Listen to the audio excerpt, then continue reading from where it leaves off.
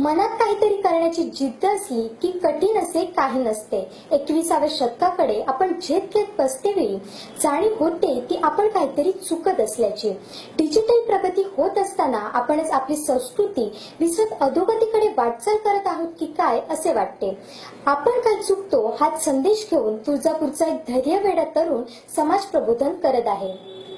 उस्मानाबाद जिल्ह्यातल्या तुळजापूर इथल्या 27 वर्षीय गणेश खरवटे या स्वतः व्यसनाधीन झालेल्या तरुणानं आपण व्यसनमुक्त होत समाजातल्या तरुण वर्गाला व्यसनमुक्त करण्याचा ध्यास घेतलाय। देवगड किल्ला भ्रमंतीनंतर त्याने सिंधुदुर्ग लाईव्हशी संवाद साधला।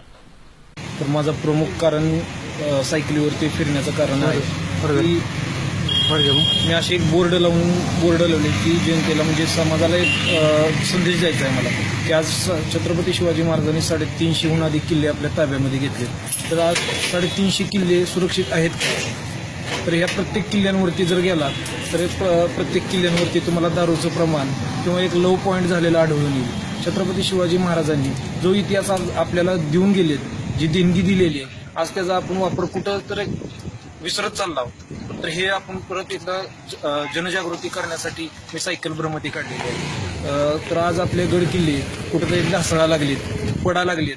प्रत्येक गड किल्ल्यांवरती एक बदाम काढले, स्वतःची नावं कोरा लागली, तिथं दारूचं प्रमाण वाढा लागले।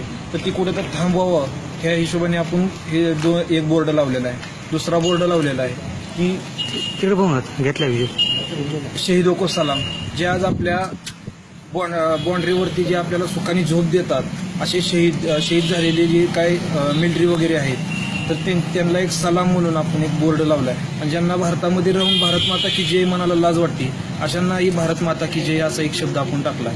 आणि दुसरा बोर्ड लावलाय बेटी बचाव, जो समाजामध्ये जे आज गर्भामध्ये मुली मारतात तर त्यांनाही एक संदेश आहे की आपल्याला राखी बांधण्यासाठी बहीण पाहिजेत, जन्मासाठी आई पाहिजेत आणि लग्नासाठी बायको पाहिजेत, पण जन्माला मुलगी का नको हा एक प्रश्न पडलेला आहे। तर हा एक आपण प्रामुख्याने संदेश लोकांपर्यंत पोहोचवतो। आणि जे आजकाल जी बलात्कार व्हायला लागले तरी मोबाईल किंवा टीव्हीच्या द्वारे जी पिक्चर वगैरे आज निघा लागले तर ते बघून त्या आई वडिलांचं कुठेतरी एक लक्ष वगैरे संस्कार कमी पडायला लागले।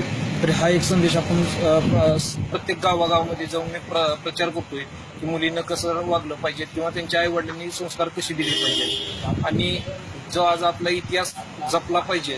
आज प्रत्येकाने राष्ट्रमाता राजमाता जिजाऊंचं खरं रूप घेऊन आपलं स्वतःचं रक्षण स्वतःच केलं पाहिजे, हे एक आपण संदेश लोकांपर्यंत पोहोचवतोय। हा एक जनजागृतीचा भाग आहे। तिसरा मुद्दा आहे आपला जो व्यसनमुक्तीचा, जो आज युवा पिढी व्यसनाच्या आहारी जात आहे, तर त्यांना व्यसनाच्या बाहेर काढून व संदेश त्यांच्यापर्यंत पोहोचवून या देशाच्या कामासाठी आपण त्यांना प्रेरित करत आहे। आणि स्वतः मी व्यसन करत होतो तर इतरांना मी सांगत असतो की मीही व्यसन करत होतो। तर माझं व्यसन छत्रपती शिवाजी महाराजांच्या गड किल्ल्यांवरती जाऊन माझं व्यसन सुटलं आणि मी आज 3 वर्ष झाले कुठल्याही प्रकारचं व्यसन करत नाही।